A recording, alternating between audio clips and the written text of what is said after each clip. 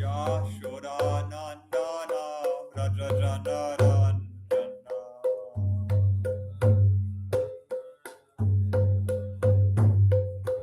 Yamunathira Vanachari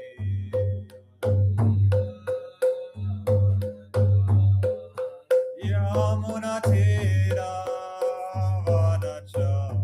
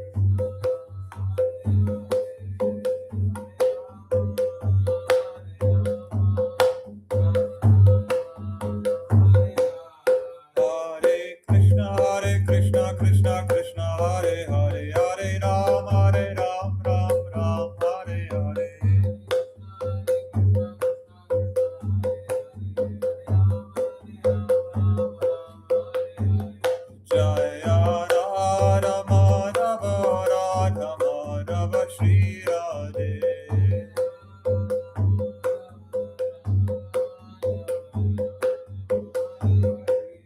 Jaya Gauranitai, Gauranitai, Gauranitai, Shri Shri Gauranitai.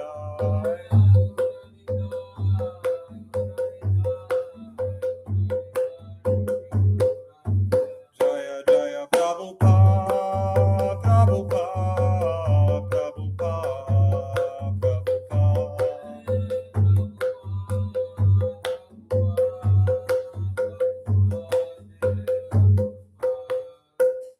Srila Prabhupada ki. Jayam Vishnupad Paramahamsa Parivrataka Acharya Astuta Sata His Divine Grace A.C. Bhaktivedanta Swami Srila Prabhupada ki.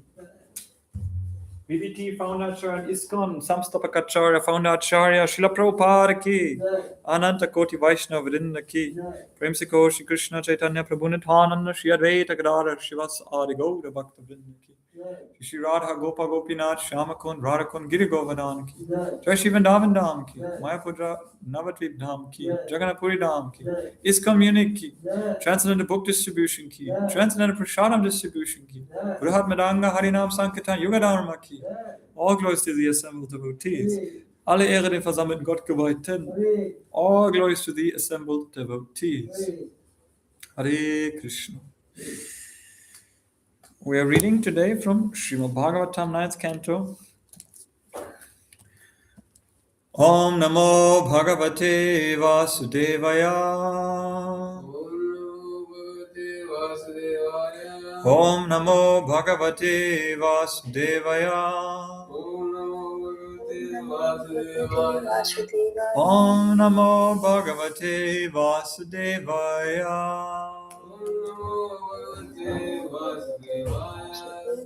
Narayanam Namaskritya Naram Chaiva Narottamam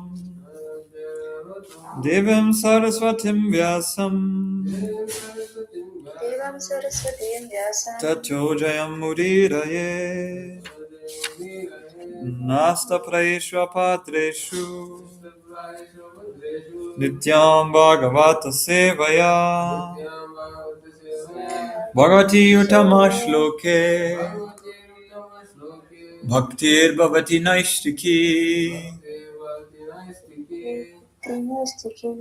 Before reciting the Srimad Bhagavatam, which is the very means of conquest, let us first offer our respectful obeisances unto the Supreme Personality of Godhead, Narayana, unto the supermost human being, Nara Narayana Rishi, unto the Goddess of Learning, Mother Saraswati, and unto the compiler of the Vedas, Srila Vyasadeva.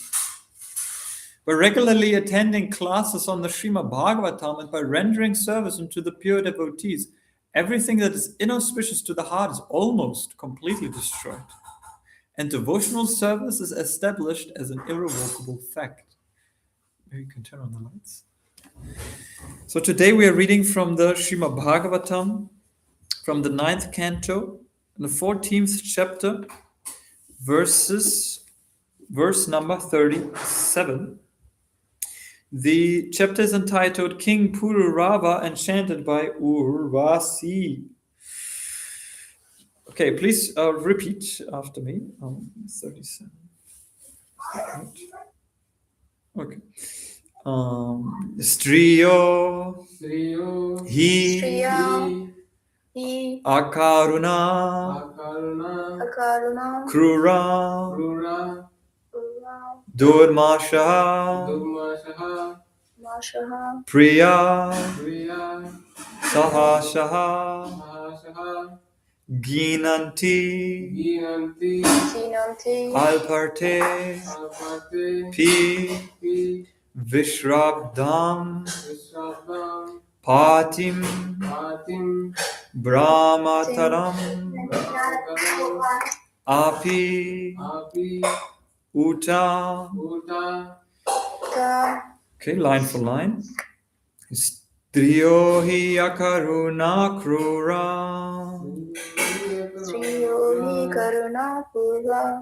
durmarṣāḥ priya-sāhasāḥ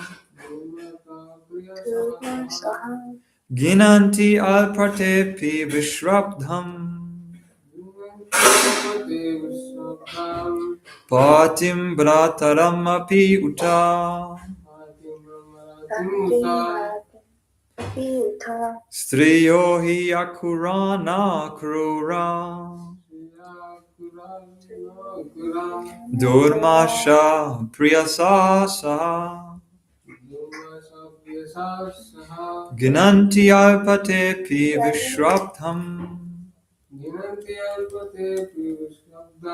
patim bhrātaram api uta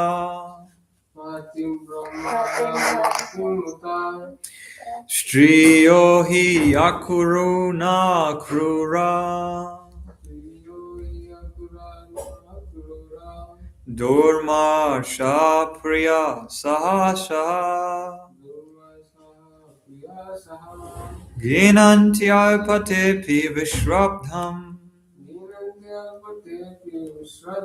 patim bhrātaram api uta. You like to try? You sure? Someone else can try. And meanwhile, I will put on the words there. Okay. Okay, so we do word for word. Or does somebody like to try online? Try to recite the verse online.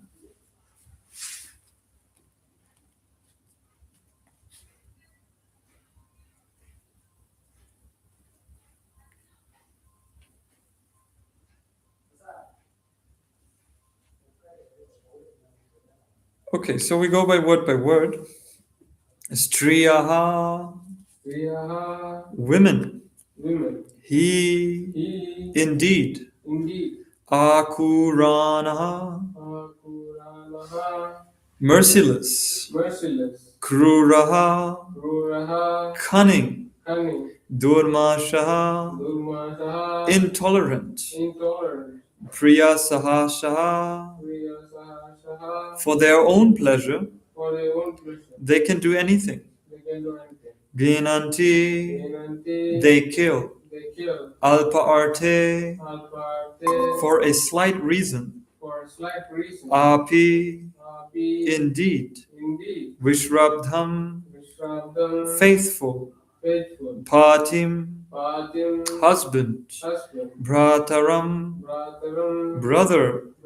Api, also. Uta, it is said. His translation by His Divine Grace A.C. Bhaktivedanta Swami Srila Prabhupada. Women as a class are merciless and cunning. They cannot tolerate a slight offense. For their own pleasure they can do anything irreligious, and therefore they do not fear killing even a faithful husband or brother. Purport.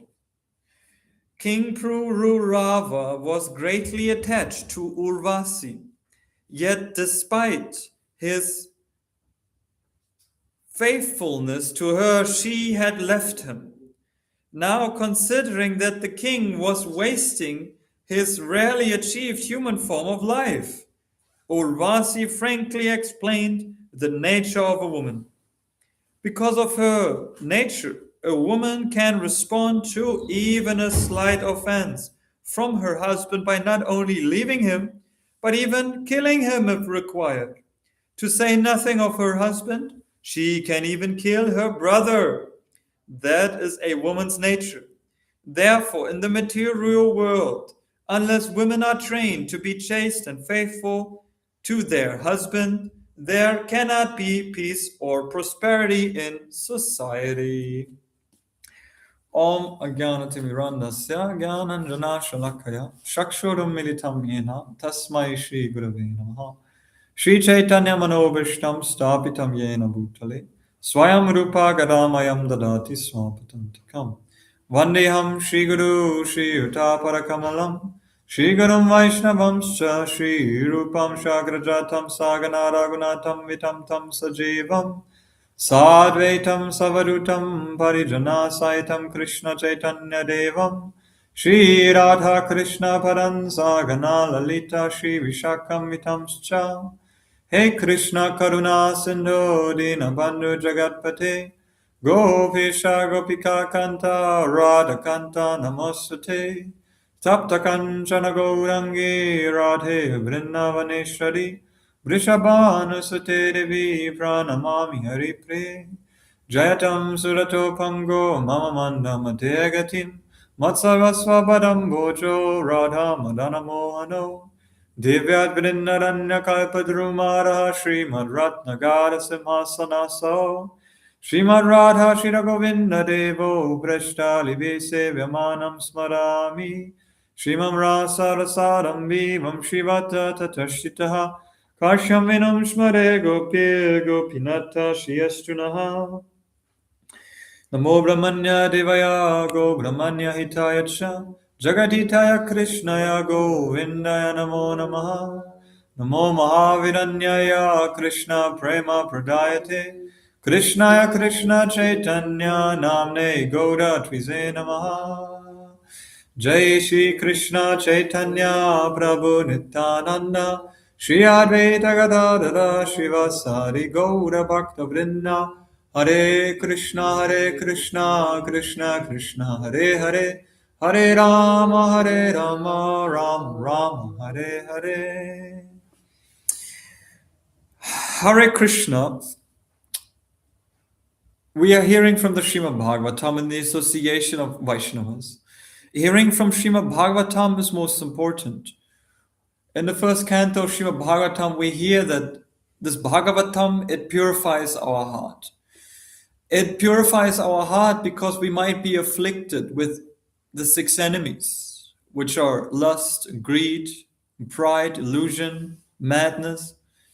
And it is said in the very beginning of the Srimad Bhagavatam that we become freed by rendering service unto the pure devotees and by regularly hearing from the Srimad Bhagavatam. It is said, Shrimatam Swakata Krishna Punya Shravana Kirtanam Hridyantastaho Hyabadrani Vidhunoti Shuritsatam. That just by giving oral reception to the Srimad Bhagavatam, that everything that is inauspicious to the heart is shoved aside, is cleansed from the heart. Further, it is explained, Shushrushoho Shradhanasya. It said that Vāsudeva Katha Ruchi, that we develop a taste for hearing. We develop a certain affinity. At some point, we start to like hearing from Bhagavatam, despite its difficulty of contents and its heaviness and also its intrinsic complexity. At some point, we start to listen to Srimad Bhagavatam, whatever it is, whatever comes into play, whatever the page opens up to.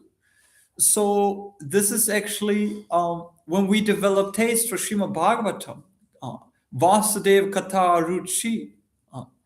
That is when we develop taste for Srimad Bhagavatam. There can be many difficult topics explained, like here in the story of Urvaśī and of Purūravā.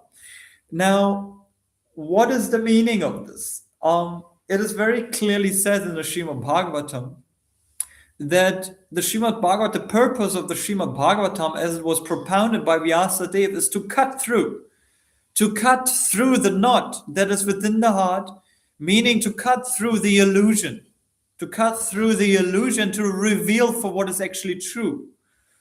It says, Bityante hridaya grantis, chityante sarva samsaya, kshiyante chasya karmabhihi, drishta eka atmarishware. That the purpose of Srimad Bhagavatam is to cut through the knot of the heart.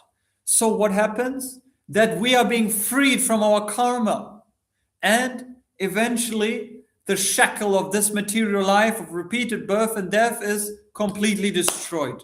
When we see the self as master, when we see the super soul, when we see Krishna within the heart and within our lives, and also in the pages of the Srimad Bhagavatam. The Srimad Bhagavatam is not different from Krishna. It says that Krishna swadhama upagate dharma jnana ribihi saha kalona satrisham mesha puranako dunoditaha. That after the departure of Krishna, when the Bhagavatam starts, was the end of Dvapara Yuga. Kali Yuga just came around. And Krishna, he left the world. Along with religion, along with pious activity, knowledge, all the good fortune has left with Krishna. But the light of Bhagavatam appeared just like the rising sun appears after a long night. So the rising sun of Srimad Bhagavatam appeared over the horizon, and it illuminates the ones that are deeply blinded by the material engrossment, and they are in the forest of illusion. So the sun of Srimad Bhagavatam goes through the forest of illusion to illuminate the darkness and to enlighten the personalities which are here in this world. So Krishna has specifically given the Srimad Bhagavatam to dispel the darkness. So what is this darkness? It is further explained. Tada rajas tamo bhava. The influences of tamagun and of rajagun. So what does that mean here in the context of the story? It means that Purūravā, he was a saintly king, born in a Kshatriya family from the offsprings of Lord Brahma. So he was a very pious soul by birth. But what happened to him? He fell into ignorance. He fell into passion. And thus, being engrossed too much in this passion and ignorance, Krishna, the super soul, spoke through Urvaśī. And that sometimes happens. That the devotees, the pious souls, even the demigods, they are sometimes used as an instrument by Krishna. So Krishna is using Urvaśī as an instrument to liberate Purūravā from the misery of Raja and Tamagun.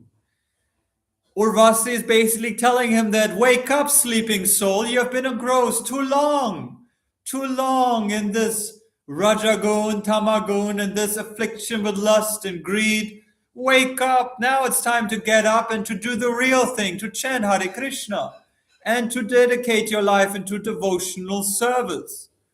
Itanya vidyamananam ichatam makuto vayam yoganam nirpinirnitam harinama anukirtanam.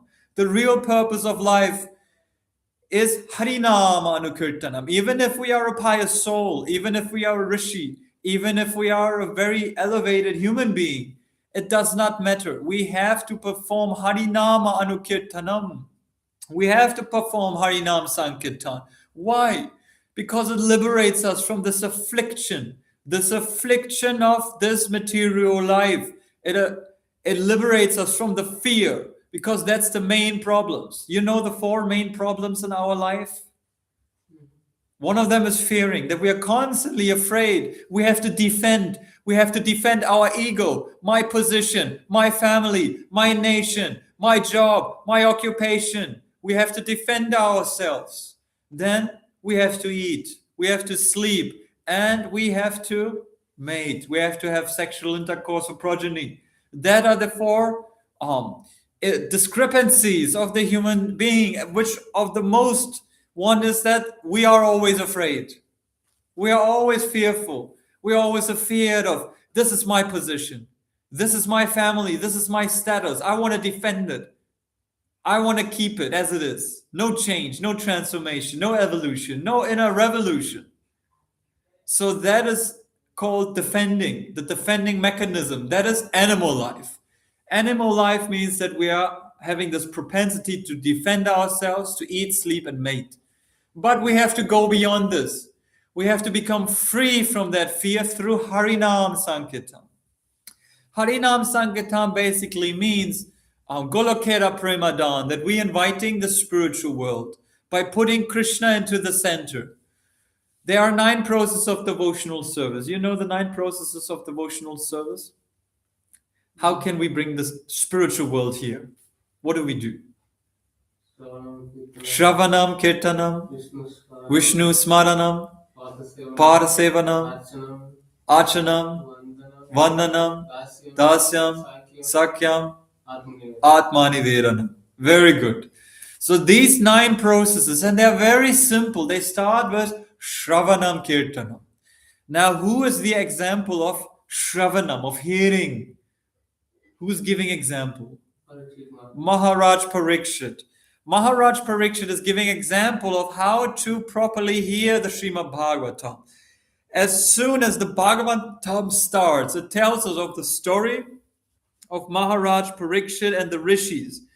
It tells us of how Maharaj Parikshit was cursed by the Brahmana because he did something out of etiquette.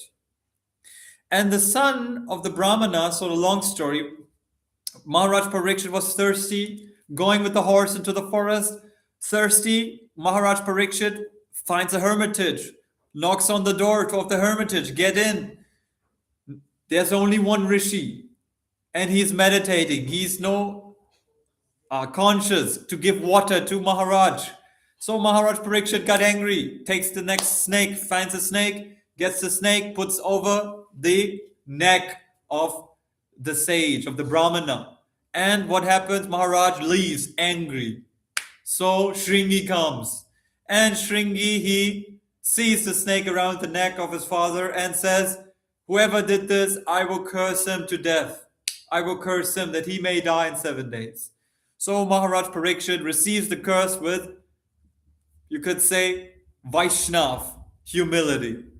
Maharaj Parikshit was the emperor of the world, but at the same time, as the grandson of Arjuna, he was a Vaishnav. He was worshipping Krishna, and he understood to take that curse as his blessing. Left behind the kingdom, go to the Yamuna, and inquire what to do if I only have 7 days to live. So Shukadev Goswami is there. Shukadev Goswami and the assembled sages. Shukadev Goswami, he instructs Maharaj Parikshit. So Shukadev Goswami is the example of Kirtanam. Nigamakalpataro galitam phalam shuka mukha amrita dravya samyutam pibatam rasam alayam muhu aho rasika bhuvi bhavukaha. This Srimad Bhagavatam is the ripe fruit of the Vedic tree of wisdom because it has been spoken by Shuka, from the mouth of Shuka. And by Shuka having tasted the Srimad Bhagavatam, just like a parrot picks a mango and makes it more sweet, Shukadev Goswami made the Srimad Bhagavatam so sweet and relishable for everyone to come, including all these sages that were there, like Shaunak Rishi, like Sutta. Sutta heard the conversation and he instructed it to Shaunak Rishi and to all the sages of Naimisharanya. So that is the story of the Srimad Bhagavatam, and the purpose of Srimad Bhagavatam is again to understand our position.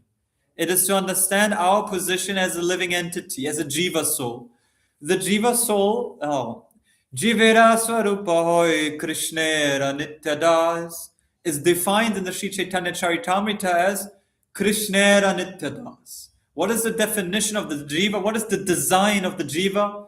It means Jivera Swarupahoy Krishnera Nityadas, that we are servant of the Supreme Personality of God. That is the design, that is the original occupational duty of the jiva. So what to do? Now we understand from Srimad Bhagavad Gita, the position of the jiva is very clear. We are Mamaevam so jiva loke jiva bhuta sanatana manaha shastan indriyani prakriti stani karshati. Krishna explains in the 15th chapter, verse 7, that you, the jiva, you are my part and parcel.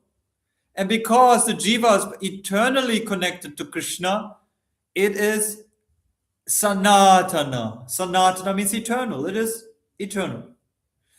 And so there's only one problem. What is the one problem?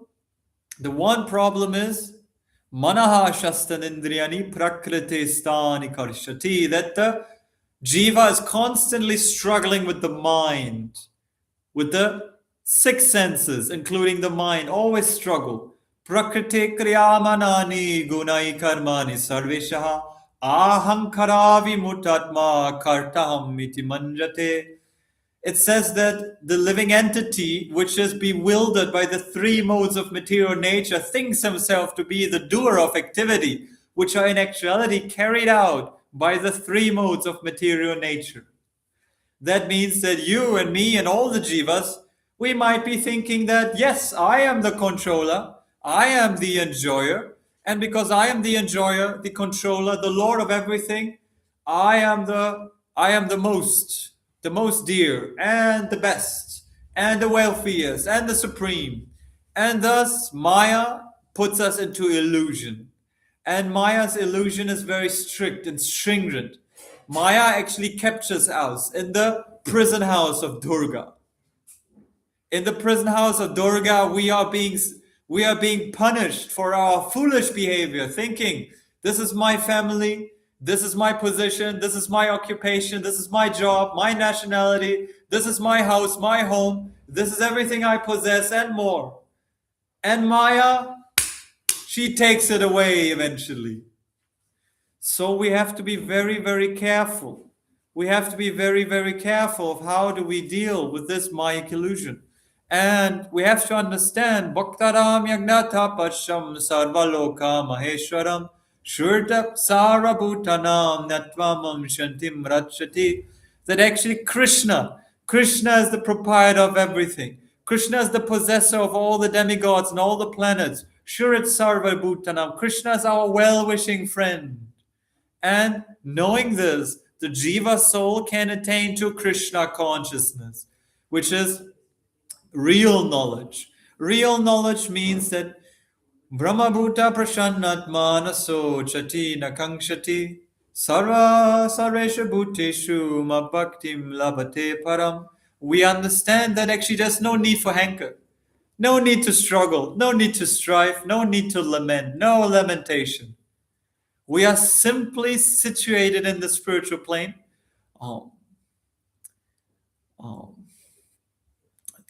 Daivihi esha gunamayi mamma maya duratyaya mamme vaye prapatyante mayamitam tarantite.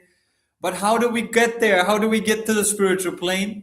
Daivihi esha gunamayi. The modes of nature are very strong. We are struggling with the senses and the mind. We are struggling with our bodies. We are struggling with everything around us. Mamma maya duratya mayamitam tarantite. Krishna says that only surrender unto me. Surrender unto me, and you will overcome these modes of material nature. The verdict of Bhagavad Gita is that sarva dharma parityajya mammikam sharanam vraja aham tvam sarva papevyo mokshayishyami masuchaha. That only by surrender to Krishna we can fully be liberated from the entanglement of this material world. And so we have to leave behind all dharma, all artha, all kama, all moksha. We have to leave behind. We have to surrender to Krishna. But how do we do that? Man mana bhava mat bhakto matyaji mam namaskuru mamme vasyasi satyam te patijane priyosime. We have to think about Krishna. We have to bow down before Krishna. We have to engage in service to the devotees of Krishna. Thus, we will be very dear to Krishna. But how do we do bhakti? Patram pushpam phalam toyam yome bhaktya prayachati taram bhakti upartam ashnami prayaratmanaha. We just simply offer a leaf, a flower, a fruit, some water to Krishna. And Krishna, he may accept this kind offering in devotion, in bhakti. That is bhakti yoga. Just offer something you have, whatever you have. And don't tell this, I don't have anything to offer to Krishna. You claiming so many proprietorships. You're saying this is all mine, but you cannot offer little leaf, little flower to Krishna, little fruit, little water. So that is called foolishness. And Urvaśī makes it very clear that Purūravā, you are a fool. You are fool number one because you're trusting a woman. How can you not control your senses? How can you not be a good king, to be pious? Why do you want to enjoy the nature, the prakriti? Because that is the problem of the man. It is explained that man is like fire and woman is like, what's that now? Man is like butter and woman is like Fire, yes. Woman is like fire, man is like butter. That's the way. So then, fire is okay, butter is okay, everything okay. But together, when they come together, then the butter melts. So the man is in charge. He has to be careful to be properly stored, to be properly situated. The husband, the man, has to be properly situated in an ashrama. He has to follow the varnashrama system. He has to be situated in the brahmacharya ashram, the grihastha ashram, and he has to be situated in that ashram to protect himself from illusion, from lust, from greed, from pride. And if the husband in responsibility, he understands that actually I'm Prakriti. Krishna is the enjoyer. He is Purusha. I am not the enjoyer of everything. The husband, the man has to realize that he is responsible. He is the man who has to lead the family. He has to lead the nation. He is in charge of the hard work class. He is in charge. He must take responsibility. That's the duty of a man, especially of a king. What to say of rulers in society? They have to take charge. They have to be properly situated. They have to make spiritual progress. They have to find out that I am not the Purusha, but Krishna is the Purusha. I am Prakriti actually. So I am to be enjoyed. How can I be enjoyed? That is the way of spiritual life. That we surrender to Krishna and we make clear that I am not the enjoyer, but I'm actually to be enjoyed by Krishna. I am just a maidservant, and I pray every morning to Tulasi Maharani that I'm a maidservant. I'm to be enjoyed. I want to go there to Vrindavan. I want to be with the cowherd damsels. I want to be there with Radha and Govinda. But how can I do that? I have to pray to the Ragatmikas, to the followers of Srimati Radharani. I have to pray to the Lord and his most beloved Srimati Radharani. I have to pray Hare Krishna, Krishna Krishna, Hare Hare, Hare Rama, Rama Rama, Hare Hare. We have to pray to Srimati Radharani because she is in charge. Nobody else is controlling Krishna. Then Radha, she's Madam Mohan Mohini. She is in charge of Madam Mohan, who is even more strong than Cupid. She is Mohini, Madam Mohan Mohini. She is actually bewildering the bewilderer of Cupid. So Radharani, she is the most merciful. Radharani is also known as Bhakti Devi. In the morning, we might chant Bhakti Devi ki jai, Tulasi Maharani ki jai. But Tulasi Maharani, she is a maidservant of Radharani. She's not Bhakti Devi. Bhakti Devi is Srimati Radharani. Srimati Radharani is Bhakti Devi because she is fully independent by her, making Krishna her slave. Krishna, he is obedient to Radharani. And Srimati Radharani, she is Sri Krishna Akarshani. She is attracting Krishna. That is the nature of bhakti. Srimati Radharani, she is Sudolabha. She is very, very rarely attained. Srimati Radharani, she is giving joy beyond liberation. She is giving devotional service. Bhakti Devi gives us Krishna Bhakti. So we can understand from Nectar of Devotion that only by the activity of bhakti we can attain Krishna. Bhakti mamma bijanati yavam jaschasmita. Only by bhakti. Bhakti yogena sevate. That only by bhakti Krishna can be attained. Not by jnana, not by karma, not by speculation, only by service. So there are many, many beautiful stories. But here, let's get back to that story of Purūravā. We are being prepared for the 10th canto. We are being purified to enter into Krishna Lila. As before, yesterday we explained that the Srimad Bhagavatam is like Krishna, like the Murti of Krishna. It's the body of Krishna. So the body of Krishna is very, very, it's very beautiful. But because the body of Krishna is so beautiful, we have to treat it in such a way. We have to treat the body of Krishna in such a way that we offer it proper respect. We offer it proper proper respect by glancing first at the lotus feet. When we see Gornitai, where do we look first? At the lotus feet. When we see Radha Krishna, we first see the lotus feet. So this is the first canto. And the second canto, the lotus feet of Krishna are the first and the second canto. First we look to the one feet that stands a bit on front. And then that's the first feet. We get to know Krishna through his creation, through his manifestation, through his story of how he came into this dynasty. And then we understand the second foot. That is the secondary creation. How Lord Brahma, how he created the universe. How Krishna, he has emanated all these avatars. Eticham sakalo pumsa krishnastu bhagavan svayam. Indriyani vyakulam lokam hridayanti yuge yuge. Krishna says in the first canto that he will come again and again. He will come to fight the atheists like King Kamsa. He will come to destroy Shishupal, Jarasandha, Dantavakra, and all these fools and rascals. Krishna, he will come to establish the right principle, which is Krishna Stu Bhagavan Swayam. That is the understanding of how we see the Bhagavatam. Krishna Stu Bhagavan Swayam.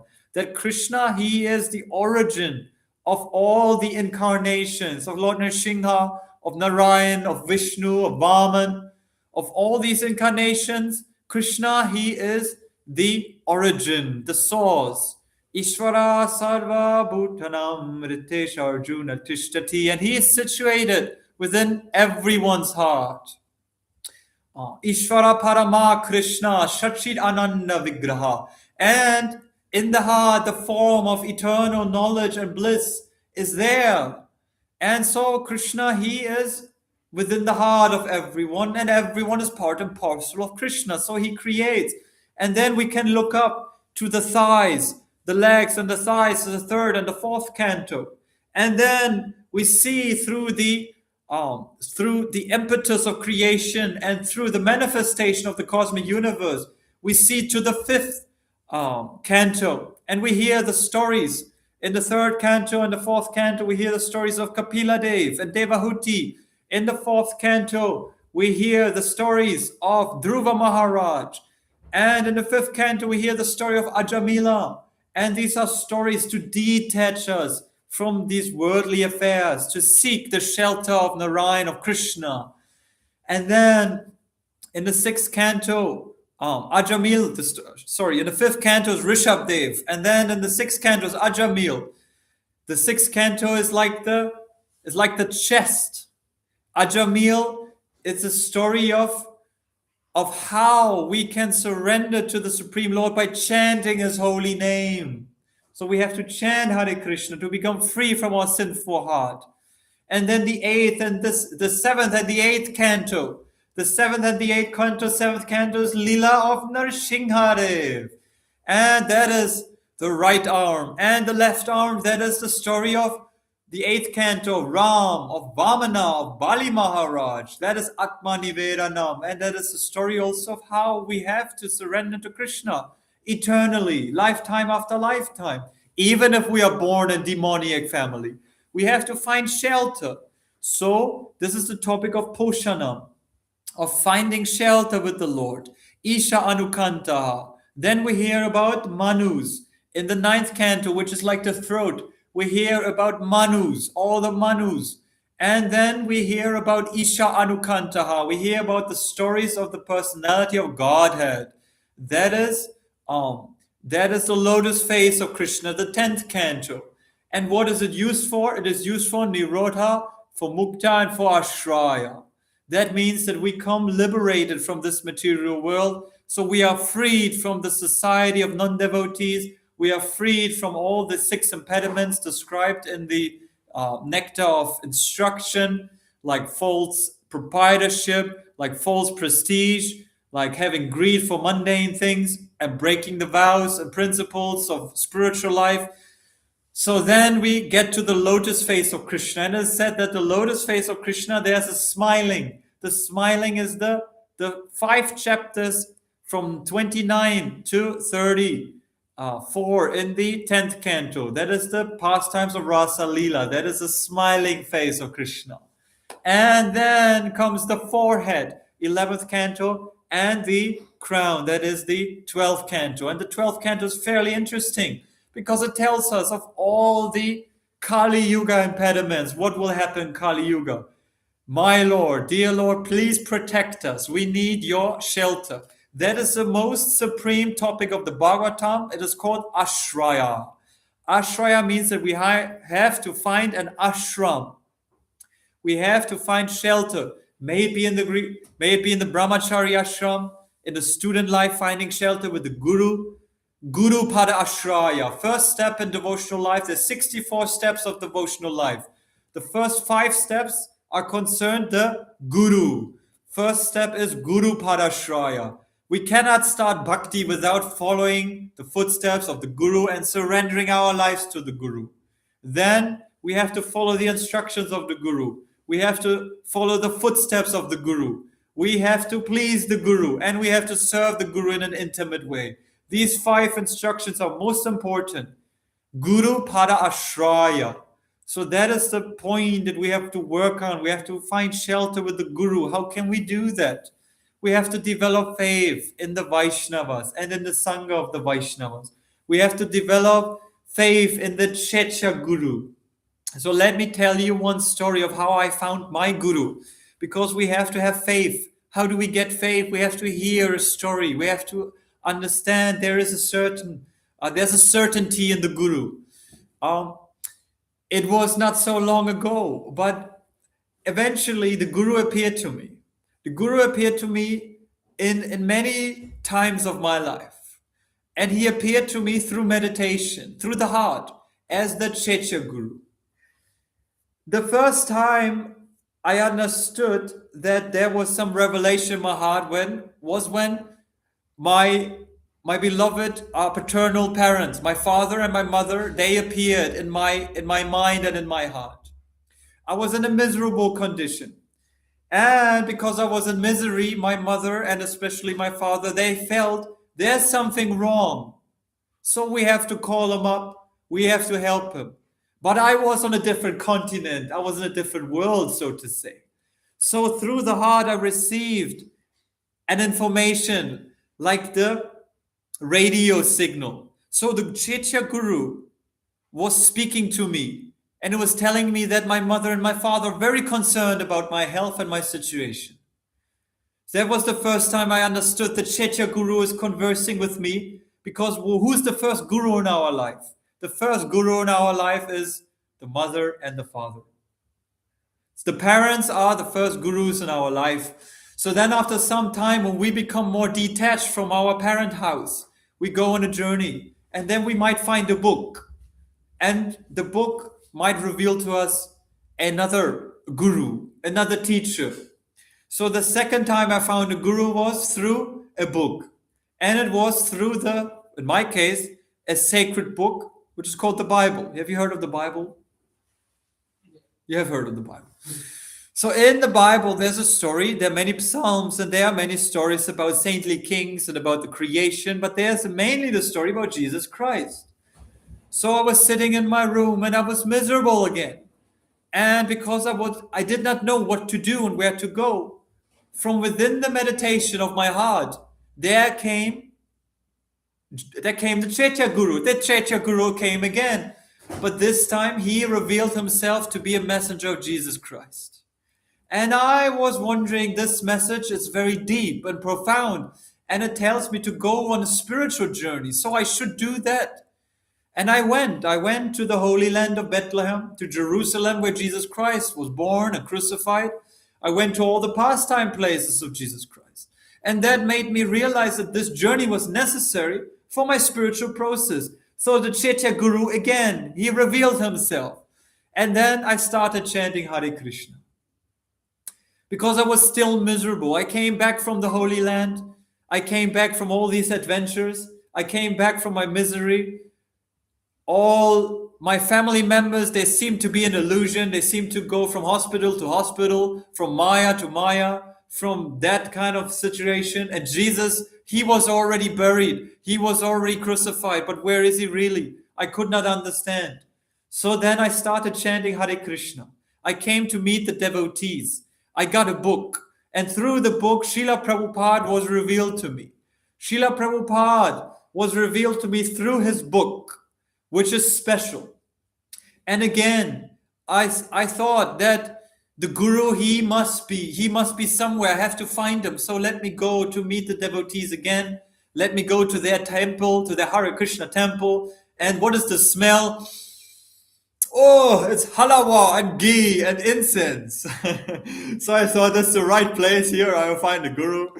So then in the Hare Krishna temple, I started chanting Hare Krishna. And there were many Vaishnavas. There were many senior devotees that were teachers, and they were very good. But I had to find my Guru again through a deep, deep search, through the deep meditation. So through the chanting of Hare Krishna, I came to a beautiful place that's called Radhadesh. And in Radhadesh, there is a beautiful place of Radha Gopinath. And Radha Gopinath, they are special deities. Because Radha Gopinath is the Prayojan Guru. The Prayojan Guru means that Krishna is Adi Guru.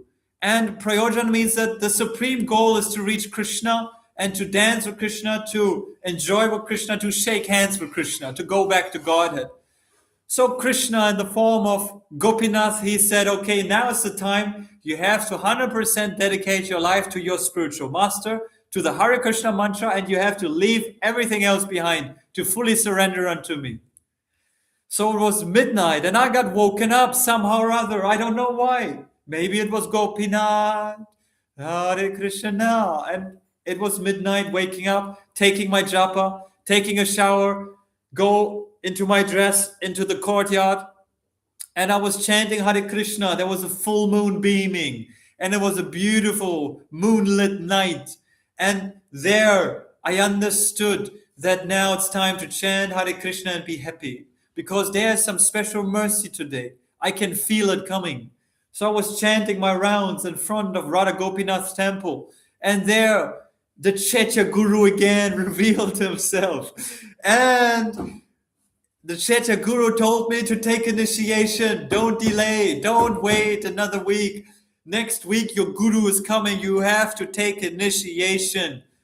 And I was completely flabbergasted, completely baffled. My mind was out. I couldn't understand, so I could only ask, who is speaking there? Who do you mean? What do you mean by that?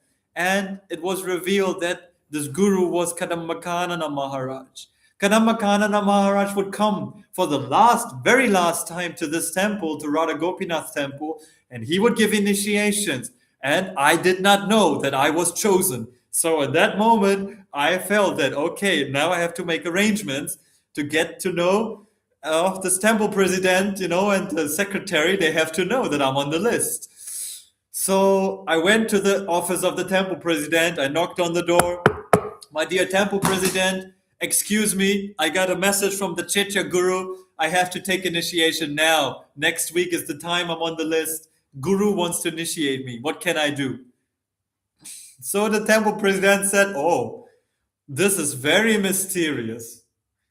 What can I do for you? I said, I have no other way. The Chaitya Guru revealed himself to me. And he instructed me clearly to take initiation. And who it is Kadambakana Maharaj, who's coming next week. So the temple president said, okay, usually we don't do that, but it's okay. Now, put yourself on the list, get yourself ready for initiation. Next week, you're going to be initiated. And that wasn't the end of the story. So it happened again and again. The next time, of course, I was basically on the spiritual path now. And the Chaitya Guru again revealed himself. Another time he revealed himself through my host who was hosting me. He said, I'm sorry, but we have to cancel the rent. You're out. Leave your room now. Why? Because the Guru wants me to go to Vrindavan. And I went. I did go to Vrindavan. Then the Guru, he instructed me to write. He gave me permission to write. And he instructed me to give this sacred gift of Krishna consciousness in a written form to other people. So the Chaitya Guru acts in our lives again and again and again. If we are receptive, we just have to listen to the Maha Mantra and to the sound vibration of Hare Krishna. Let us chant one more time. Hare Krishna, Krishna Krishna, Hare Hare, Hare Rama, Rama Rama, Hare Hare. And if we are attentively listening to the Hare Krishna Maha Mantra, Krishna will reveal from within the heart what the Guru has to say and what we have to do. Because the mood of the chanting is always that how can we serve? How can we serve you, Krishna? How can we serve you, Srimati Radharani? Yasyat prasada bhagavat prasado, yasyan prasada nagadi kutopi. So only the Guru who's most dear to Srimati Radharani, he can reveal what is our service. What are we supposed to do? Now, what is this problem in the story of Purūravā? Purūravā, he wasn't chanting 16 rounds of Hare Krishna Maha Mantra. And he wasn't listening to the Chaitya Guru, apparently. So let us take this lesson from Urvaśī and Purūravā. Let us not think that we are the enjoyer, the Purusha. Let us understand that we are Prakriti. We are to serve Krishna and not the other way around. It is not that Krishna, now you serve me. No, it is that how I can serve Krishna nicely. Let us serve Krishna nicely. Let us chant Hare Krishna, because that is the prime service that we can render to the Lord. What is the proof? It is Sri Chaitanya Mahaprabhu. Sri Chaitanya Mahaprabhu has been asked by Sarvabhauma Bhattacharya of all these 9 devotional services. You named them very nicely. Shravanam, Kirtanam, Vishnu Smaranam. Of which of these 9 one is the most important? And Chaitanya Mahaprabhu said, Shravanam Kirtanam, to chant the glories of the Lord. So let us chant Hare Krishna. Hare Krishna, Krishna Krishna, Hare Hare, Hare Rama, Rama Rama, Hare Hare. And let us please find shelter. Let us find shelter with an advanced spiritual master who is able to free us from the entanglement of this material life. Thank you so much, dear Vaishnavas, for being attentive in the class and listening.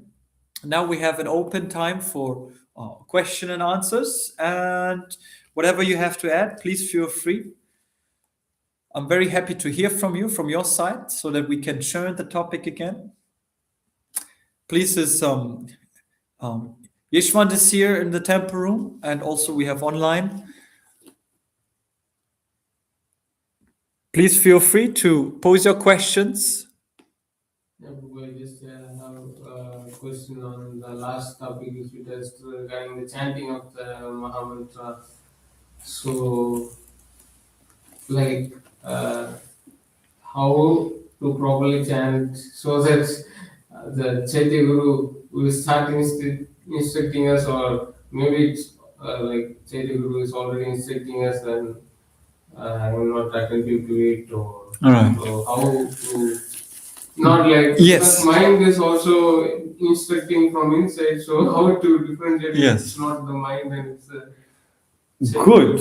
So the question is of how can we chant in such a way that we can hear the Guru's instruction and not necessarily the counterproductive, illusory, and the degrading mind. Very good question. Now the answer is that it's also in Bhagavatam. Bhagavatam explains us that it's a gradual purification process. A gradual purification process means that if we are in the deep of the swamp, let's say we are so deeply engrossed in this material life, then we have to understand that we will have difficulties of getting some sunlight from the hearing and chanting. We will have difficulties of actually properly hearing if we're constantly in the material contamination. Right? Does that make sense? Like a lotus flower in the swamp. It's in the swamp. It's inside there. But for the lotus flower to sprout, to come out, it needs to rise beyond the surface. It needs to go beyond the surface, to rise and to receive the sunlight. That means that as soon as we are underground, if we are in the modes of passion and ignorance, that means that we are basically under illusion. And in this illusory swamp, we will have difficulties of hearing and chanting. But that does not mean that we shouldn't chant. That doesn't mean that we shouldn't continue to chant.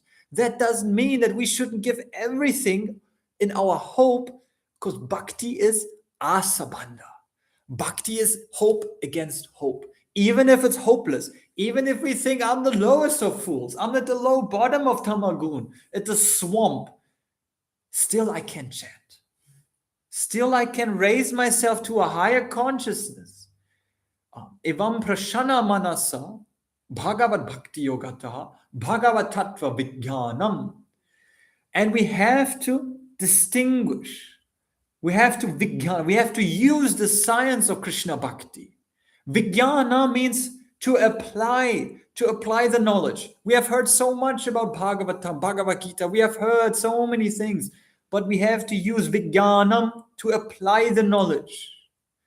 And applying the knowledge means that we are cutting through the modes of ignorance and illusion to go to the stage of sattva gun.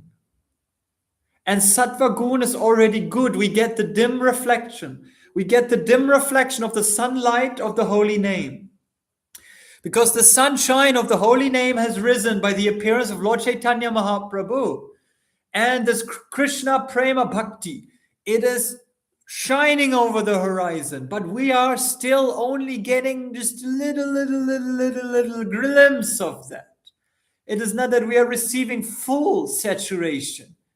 So we have to rise beyond, but we have to rise beyond through the mercy of the Vaishnavas.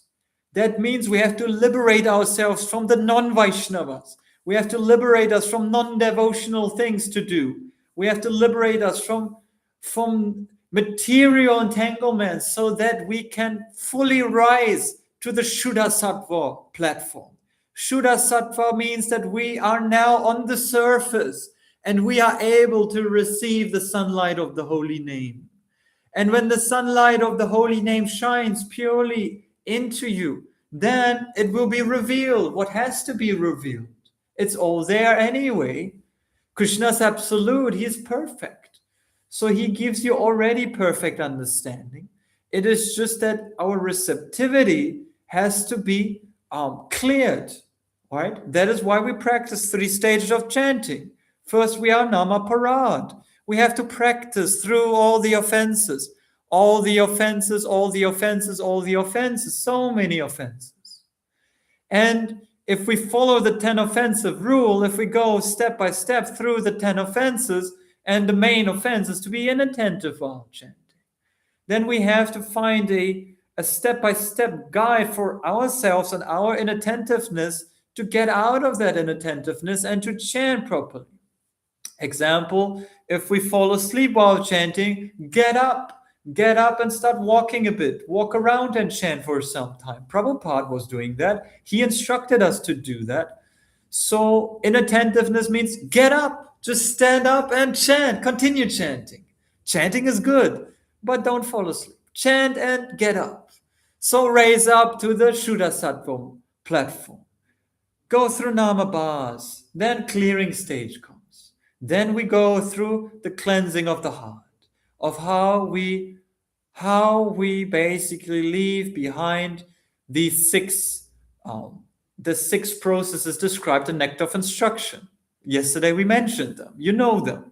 Atyahara prayashascha prajalpo niyamagraha jana sangha chalaulyamsha shapya bhaktir prashityati. These 6, they are destroying our bhakti. But there are also 6 that help us for our bhakti. Utsaha nishaya tat karma pavartana sangatyaga chato vrite shatpe bhakti prashityati. So we have to have a distinction. This is vijnanam, to have a complete understanding what is destroying the bhakti and what is helping the bhakti. So if we make that distinction of always choosing that what is favorable for Krishna, that is the only rule that we have to apply. Always choose that what is favorable for Krishna and avoid that, say no to that which is not favorable for Krishna. Accept that what is favorable for Krishna and reject whatever is not favorable for Krishna, bhakti. And eventually, if we go through those stages bit by bit, the bhakti lata grows. The bhakti lata grows through faith, through sadhu sangha, through chanting, bhajana kriya, and at some point we come to this process of anartani vritti, of purifying the heart. And we have to steady ourselves in that position. We have to say that, yes, it is so nice. I am struggling so much with my japa. I am experiencing so much trouble. It is so bitter. My mind is going mad. And I am having so many terrible things coming up. This is the stage where we actually want to be. Prabhupada says that it's like churning the swamp. We churn the swamp, all the disgusting stuff will come up. And when the disgusting stuff comes up, we see this is process. Failure and all the mistakes we have done. These are the pillars for our success also in bhakti. So that we have to churn, we have to chant Hare Krishna, we have to go through anartani vritti, we have to anchor ourselves in that process, and we have to continue cleansing and cleansing, cheto darpana marjanam, continue that process until we reach the platform of ruchi. That is the finally that we have received the sunlight. The sunlight of the holy name is touching our leaves. We have blossomed now. We have been receiving the sunlight of the holy name, and we can finally sense a bit of tickling sensation on the tongue. There's taste. I like to chant. I go to japa in the morning with joy. I have nothing better to do. No better thing, no better taste than Krishna Prasad, no better taste than Bhagavatam. Everything else is boring, stale, it's disgusting. We just want to taste Krishna Bhakti. And then we get to the platform of Ashakti. Ashakti means that we leave behind everything else which is not concerning Krishna. And that is where serious devotional service starts. Seriously devoted to Krishna means we leave everything else behind. Whatever is not conducive, Ashakti means that we detach from all the things that are not there for Krishna, that are not feeding our Krishna consciousness. And eventually we come to the stage of bhava and prema bhakti. Bhava means that we develop rasa. Rasa means we develop a relationship with Krishna. We want to serve him as our child. We want to serve him as our beloved. We want to serve him as our friend. We tend to Krishna as, now it's not for my pleasure I'm cooking prasad, but I'm actually cooking prasad for Krishna. I'm cooking for him because he's my child. These emotions arise. This is called rasa. This is on the stage of bhava bhakti. And then we go to the stage of prema bhakti. This is when we're actually blossoming, when the sun of the holy name, and we continue chanting through all these stages, continue chanting, always going on, chanting is always going on. And at prema bhakti, the sun of the holy name will make the bhakti lata beach blossom. And when we blossom with prema bhakti, then we will manifest all the symptoms of prema bhakti. These are also defined. You can find them in Chaitanya Lila, Sarvabhauma Bhattacharya. So basically, we have to start with faith. We have to start with faith. We have to find faith in Chaitanya Mahaprabhu, in the mission of the Sankirtan movement, and in Srila Prabhupada. First and foremost, we have to find faith in Srila Prabhupada and in the mission of Chaitanya Mahaprabhu. So we have to study the books of Prabhupada. We have to read through the Lilamrita. And we have to get associated with all the Vaishnava Acharyas, Rupa Goswami and Chaitanya Mahaprabhu and all of them. That is the proper way. And it is easy, actually. It's very simple. We just have to follow step by step. It is scientific, and we have to be patient. But it is worth it, all the way. Yeah. Does that answer your question, Ishwant? Yeah, Prabhu. So it's really nice to know the stages, like especially Anurti you mentioned that it's like churning the milk, or I don't know. It's like, It's also compared to ghee. You can also give an example of ghee. What you do, you get the butter, right? yeah. You get the butter in the pot, and what happens that all the impurities, they come on top, right? The butter is not purified yet.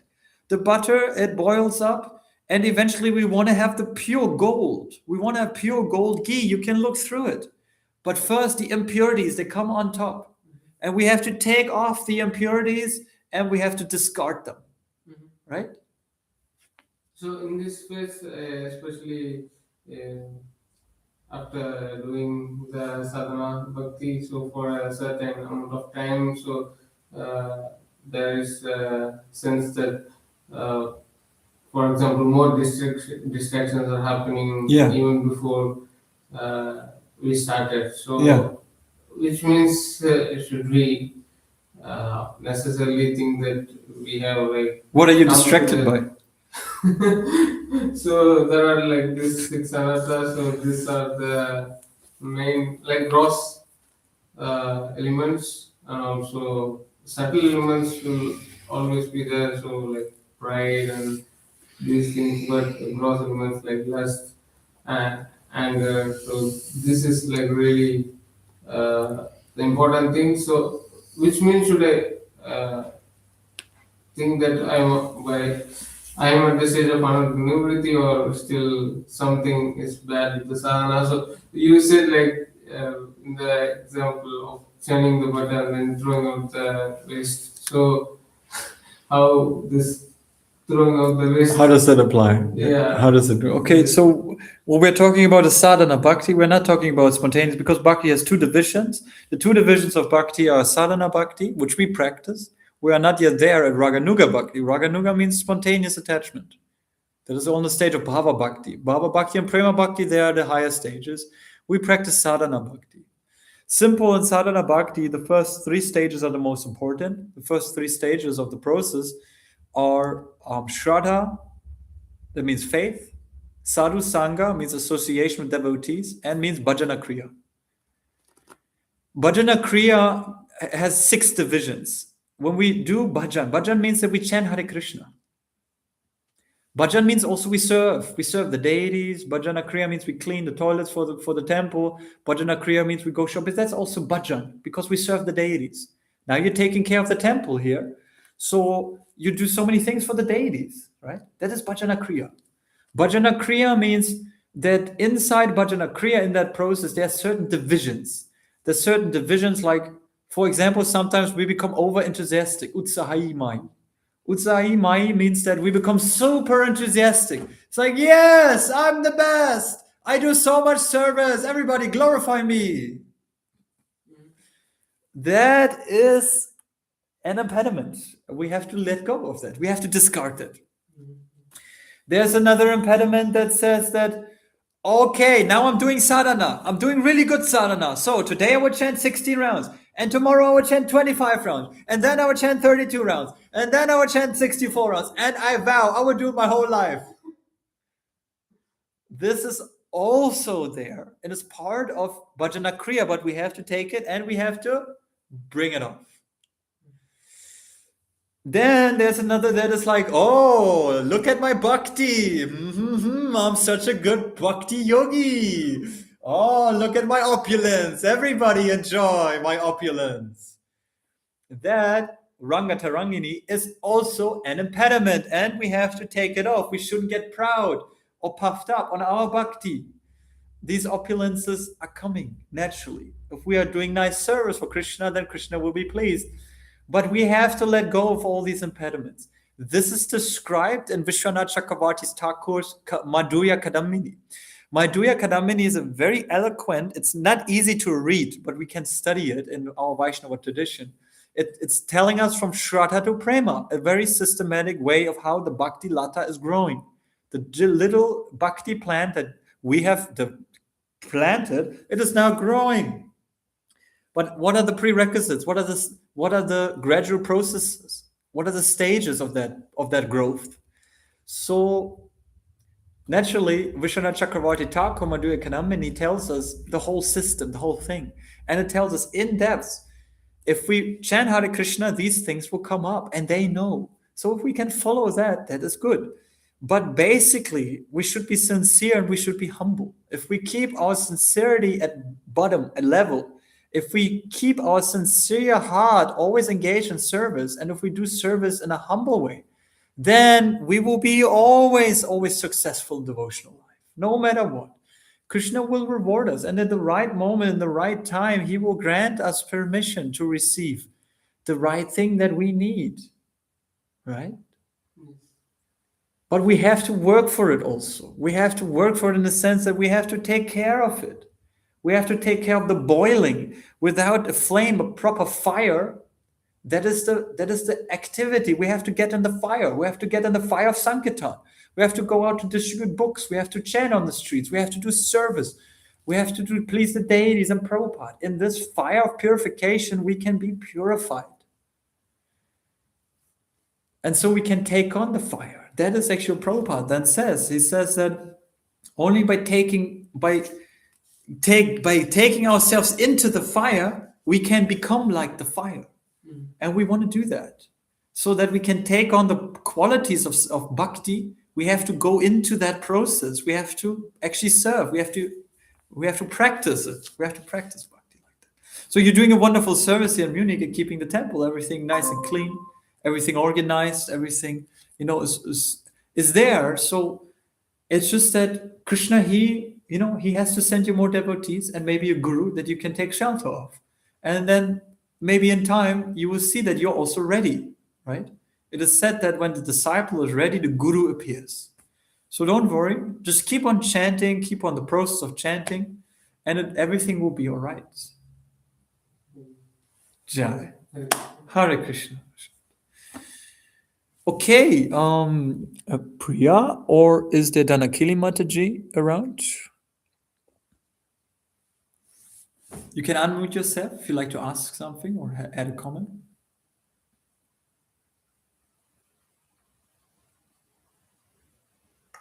Hare Krishna, Prabhu. Hare Thank Krishna. you for the class.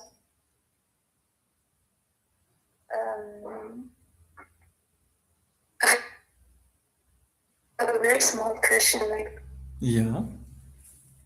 for example, I had a similar question about knowing who's your group, but you have already answered it very nicely. The only thing that I would like to know, for example,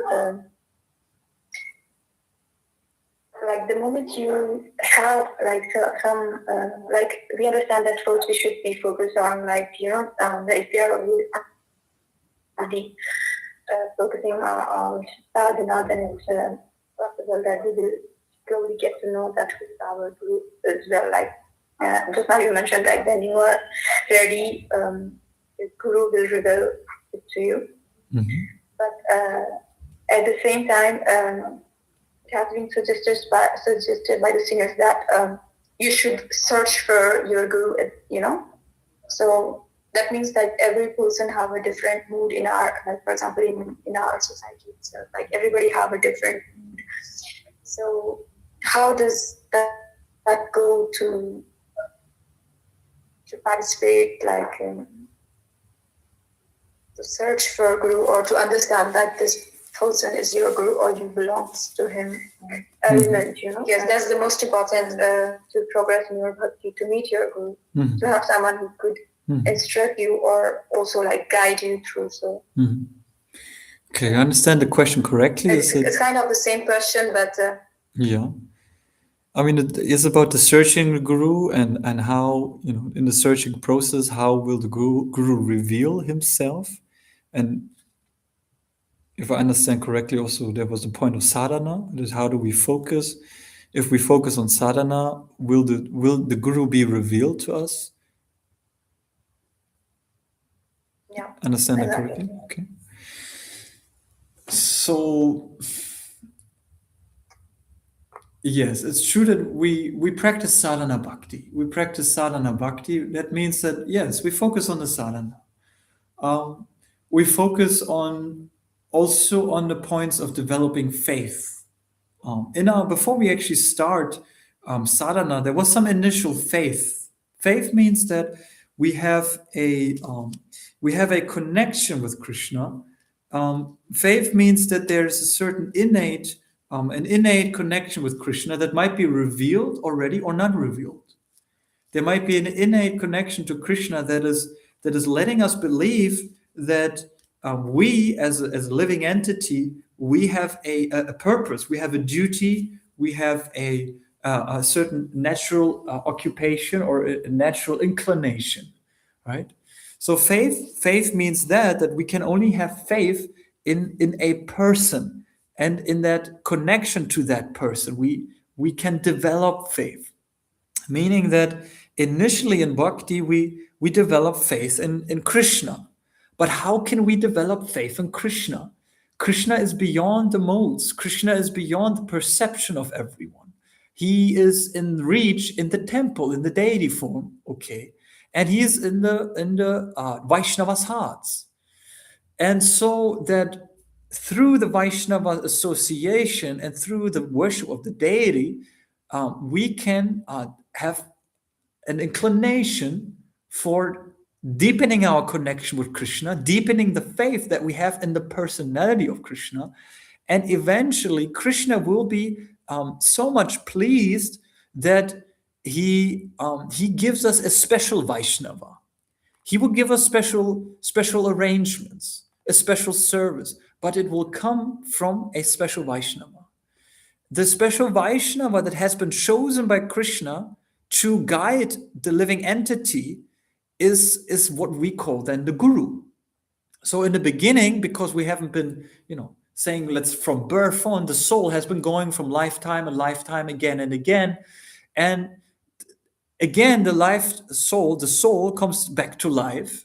And Krishna, he understands the principle is the same, that everybody needs to have faith in someone. And the best is to have faith in an authority that is guiding us in scripture, that's guiding us in the principles of bhakti, that's guiding us on the spiritual path. So according to our desire and our depth of faith in Krishna, we will receive a certain guru. And so Bhagavatam explains that guru is of 24, it's of manifold. Actually, guru is one. Guru is one, but he comes in many forms. It might sound mystical, but the guru comes first in the form of the mother and the father. Then he can also appear in the animals, in the trees. He can appear in the nature itself, in time. He can appear as the super soul. He can appear as a Chaitya guru, that is a super soul. Then he can appear also as the teacher and as the Vaishnavas, and so on and so forth. For example, when I say animal, that in Bhagavatam it's explained that even the spider is a guru. Why? Because the spider perfectly tells us to weave a net and to catch, for the livelihood, to catch whatever is necessary. And at the end, when everything has served its purpose, the spider takes in the same net and leaves it without a trace. That's the special exhibition of a spider. The trees, we learn from Bhagavatam, from the 10th canto, the trees, they give us, they are guru. Why? Because the trees, they are like noble warriors. They are like soldiers standing for protection, giving shelter, fruit, and hold for the people. So Krishna explains even that the trees are gurus, the animals are gurus, and also that there's the father, the mother, the grandparents, the teachers that teach us at school or gurukul. There are shiksha gurus, there are diksha gurus, there are the Vaishnava that are also gurus. So that it's like there are infinite ways of seeing the guru. But guru is one. There's one guru, and that is Krishna. And Krishna, he gives us in many different forms and according to our need, a specific guru. And because Krishna gives us, according to our specific need, a guru, it can be revealed from time and time and again and again. Yet Guru is always there. Even if Guru leaves, even if Guru departs the world, even if, let's say, the spiritual master, like in my case, it was my Diksha Guru, even if the Diksha Guru goes into Samadhi, leaves the world, he is forever present. Because, and also in ISKCON it's important, because we have Shiksha Gurus. The Shiksha Gurus are there. And the Shiksha Gurus are even more important than the Diksha Guru. But still, Guru is always there. Guru is always there, Shiksha Guru, Diksha Guru. So Shiksha is more important. And then we have to see in our sadhana, when we perform sadhana, how do we do our sadhana? Who is giving us the service? Who is instructing us in the sadhana? Who is giving us the shiksha for what we have to do to progress in our spiritual life? And that person is our shiksha guru. And that person must be most dear to us. And that person must also be the person from which we receive advice. If that shiksha guru tells us to take a certain step in our lives, then we have to listen to that also. And we have to execute it accordingly. And in best case, that shiksha guru is also a diksha guru.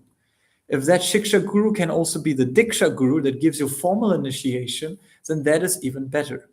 In most cases, it is that there's a shiksha community, and then there's also the shiksha guru, who is a bit aloof. In ISKCON, it's like that. But anyhow, the shiksha guru can also be the diksha guru and vice versa. But the shiksha is most important. And our shiksha from Prabhupada is very clear. Actually, Prabhupada is our preeminent guru. Who do we receive instruction by? Who does our shiksha gurus receive instruction by? By Srila Prabhupada. So everything Srila Prabhupada says, that is the prime shiksha that we receive in ISKCON. There's many opinions, there are many instructions, many services, but the main instruction comes from Prabhupada. And thus we have to study the life of Prabhupada. We have to study the life of Prabhupada, we have to study the instruction of Prabhupada, we have to get the 7 purposes of ISKCON right, and so on and so forth.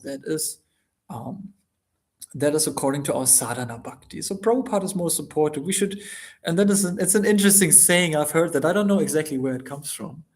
When we talk about Shiksha Guru, basically in ISKCON we talk about Srila Prabhupada. So first, before we become Krishna conscious, we have to become Prabhupada conscious. Yeah. And with that being said, let us become Prabhupada conscious. Nalini Haripriya. Does that sound good? Yeah, Prabhu, thank you so much. Good. I'm happy. You're happy? Ishwant, everything okay? Yeah. Wonderful. Okay. Then, if there are no further questions, then we will end the session here and say, Hare Krishna, Krishna Krishna, Hare Hare, Hare Rama, Rama Rama, Hare Hare. Grantaraj Srimad Bhagavatam ki, Srila Prabhupada ki. Hare Krishna. Mahaprasade Govinde, Nama Brahmane Vaishnave, Sarva Punyavatam Rajan Vishwanai Vijayati, Sharira Avidya Jai, Tudendri Yataka, Jivifile Shaisha Kure, Tamati Jivati, Lopamoisa.